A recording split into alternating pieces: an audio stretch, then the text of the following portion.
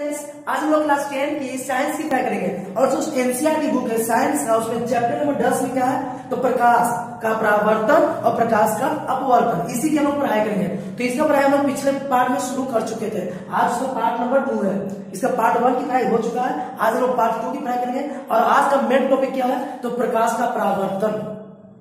प्रकाश का परावर्तन किसे कहते हैं, उसका प्रकार कितना होता है, ठीक है, उससे रिलेटेड कुछ टर्म्स हैं वो पढ़ेंगे।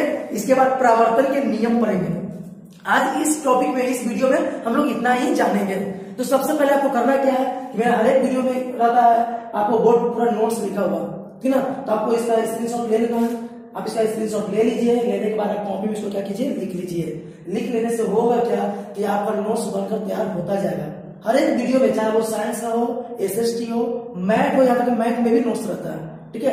तो कोई भी सब्जेक्ट का वीडियो क्यों ना, सब में नोट्स रहता है। इसलिए नोट्स रहता है कि आप उसको कॉपी में लिख लो, ठीक है। कॉपी में लिख लोगे तो मान लो कि बाद में कभी भूल भी जाते हो तो कॉपी आप देखोगे तो एक बार में याद जाएगा, क्योंकि बहुत ही सिंपल तरीके से आपको नोट्स बनाकर आपको दिया जाता है, ठीक है।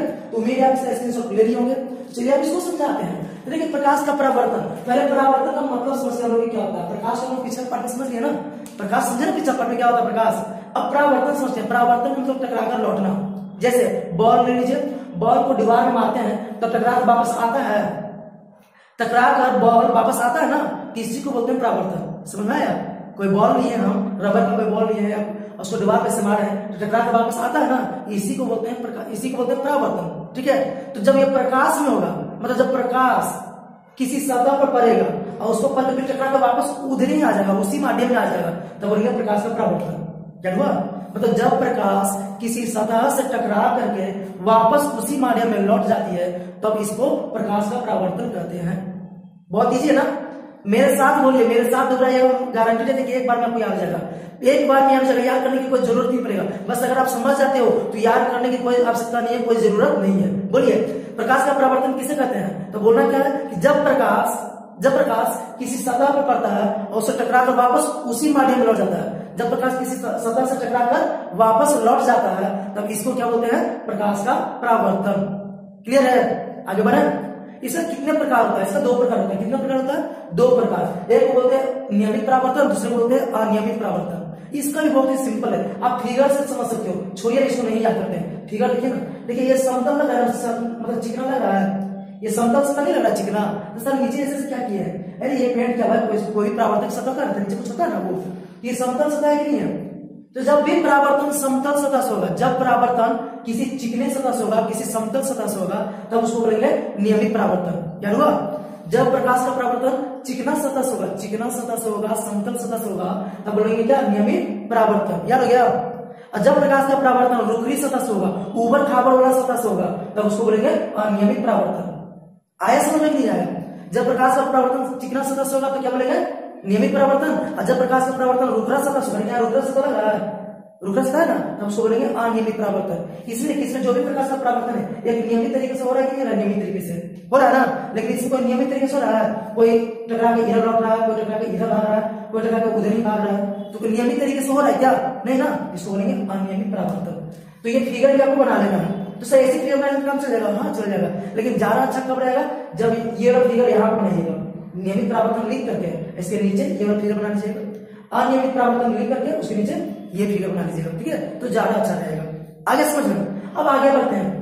देखिए इस सतह से प्रकाश का परावर्तन हो रहा है, तो जिस सतह से प्रकाश का परावर्तन होता है उसको बोलेंगे परावर्तक सतह। क्या बोलेंगे, परावर्तक सतह। कोई कुछ बताइए परावर्तक सतह किसे कहते हैं, परावर्तक सतह। तो सर जिस सतह से प्रकाश का परावर्तन होता है, कीजिए ना, जिस सतह से प्रकाश का परावर्तन होता है उसी को क्या बोलेंगे प्रकाश का परावर्तक सतह। क्या बोलेंगे परावर्तक सतह। याद हो गया कि नहीं याद हुआ, समझ में आया। परावर्तक सतह किसको बोलेंगे, जिस सतह से प्रकाश का परावर्तन होगा उसको परावर्तक सतह कहते हैं। और सबसे अच्छा परावर्तक कौन है, चांदी।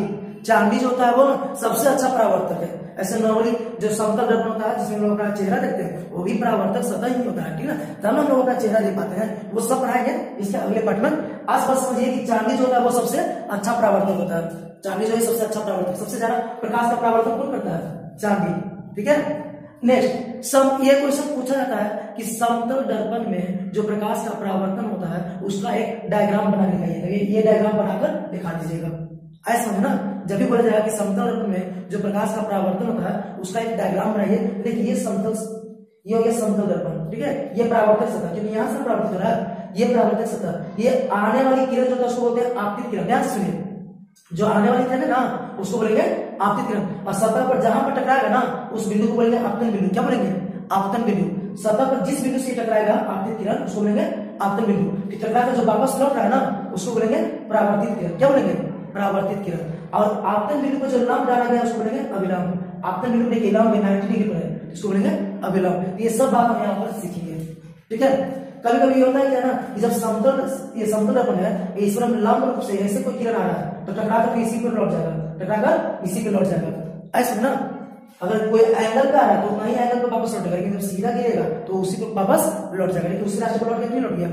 कोई दिक्कत? ये भी क्वेश्चन ऑब्जेक्टिव है कि जब लंब रूप से आपतित किरण समतल सतह पर पड़ता है, मतलब 90 डिग्री पे पड़ता है, तो लौटता कैसे? तो उसी रास्ते पर लौट जाता है, ठीक है, उसी पथ पर लौट जाता है। तो सबसे पहले देखेंगे आपतित किरण किसे कहते हैं। यहाँ पर लिखे ना आपतित किरण, ये इसको बोलते हैं आपतित किरण। तो आपतित किरण किसे कहते हैं? तो अगर फिगर को समझ रहे हो तो ये अपने आप बोलोगे। क्या बोलोगे? कि वह किरण जो सतह पर पड़ता है, वह किरण जो परावर्तक सतह पर पड़ता है, परावर्तक सतह पर पड़ना नहीं पड़ रहा है, वह किरण जो परावर्तक सतह पर पड़ता है उसको बोलेंगे आपतित किरण। क्लियर है? वह किरण जो परावर्तक सतह पर पड़ता है उसको क्या बोलेंगे? आपतित किरण। समझ में आया? चलिए वही यहाँ पे लिखा हुआ है। अगला आपतन बिंदु, तो ये समतल सतह पर या कोई सतह पर परावर्तक सतह पर का वह बिंदु, परावर्तक सतह पर का वह बिंदु जहां पर आपतित किरण पड़ता है, ऐसा ना, परावर्तक सतह पर का वह बिंदु, परावर्तक सतह पर का वह बिंदु जहां पर आपतित किरण पड़ता है उसी को बोलेंगे आपतन बिंदु। आया समझ ना? नहीं आया समझ ना? देखिए ये समतल सतह हो गया, कोई भी सतह हो गया, और ये आपतित किरण मान लीजिए यहाँ पर पड़ रहा है, ये क्या कराएगा? आपतन बिंदु। यहाँ पर आपतित किरण किस बिंदु पर पड़ रहा है जी? ये क्या कराएगा? आपतन बिंदु। अगला क्या है? परावर्तित किरण। तो सतह से टकरा करके वापस लौटती किरण को, ठीक है, वापस जो लौटती किरण ये है ना जी, या इसे शॉर्ट में ऐसे बोल सकते हो कि परावर्तन के बाद लौटती हुई किरण को क्या बोलते हैं? परावर्तित किरण। ऐसे समझना, इजी है। परावर्तन के बाद लौटती हुई किरण को क्या बोलेंगे? परावर्तित किरण। इजी है ना?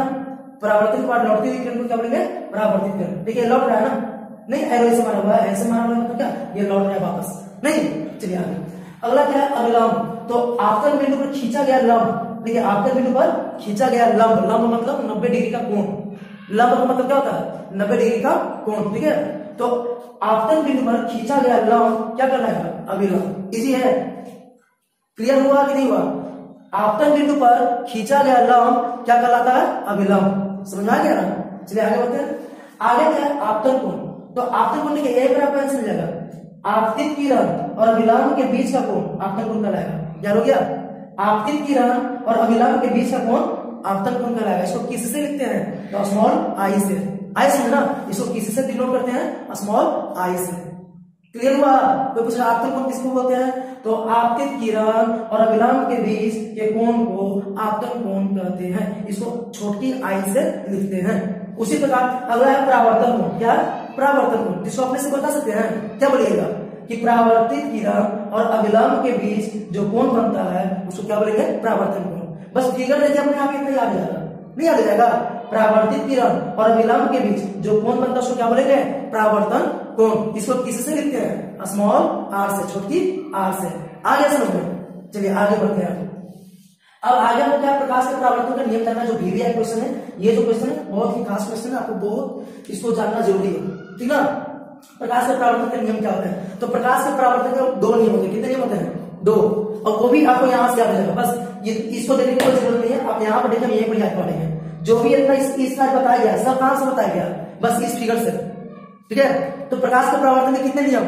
2 नियम। पहला नियम देखिए, पहला नियम क्या है? आपतित किरण।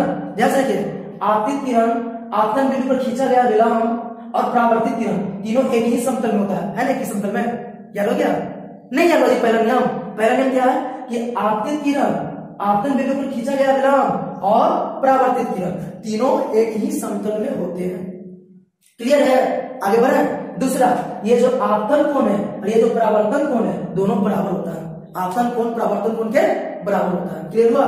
मान लीजिए कि आपतन कोण यहाँ पर 30 डिग्री का है तो परावर्तन कोण कितना डिग्री का हो जाएगा? 30 डिग्री का।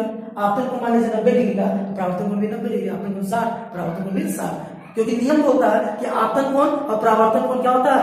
बराबर होता है। आया समझ ना, आपतन कोण परावर्तन कोण बराबर होता है। क्लियर हुआ? तो परावर्तन का नियम क्या हो गया, ये जाना बहुत जरूरी, इसको दोहराते हैं। तो प्रकाश के परावर्तन का नियम कितने हैं, 2 है। पहला नियम क्या, तो सर आपतित किरण आपतन बिंदु पर खींचा गया अभिलंब और परावर्तित किरण तीनों एक ही समतल में होते हैं। नहीं, दूसरा नियम क्या है, तो सर आपतन कोण परावर्तन कोण के बराबर होता है, मतलब कोण आई बराबर कोण आर। तो समझ में आ गया? तो ये था आपका आज का टॉपिक प्रकाश का परावर्तन। अब अगले पार्ट में हम लोग मिलेंगे पार्ट नंबर 3 में, क्या लेकर, प्रतिबिंब। प्रतिबिंब में किसे कहते हैं, इसका कितना प्रकार होता है, दोनों में क्या क्या अंतर है ना। तो प्रतिबिंब का प्रकार, प्रतिबिंब का अंतर, ये सब बताएंगे हम लोग किसमें, पार्ट नंबर 3 में। तो आज से इतना ही रख देते हैं, ऐसे मिलते हैं अगले वीडियो में प्रतिबिंब को लेकर।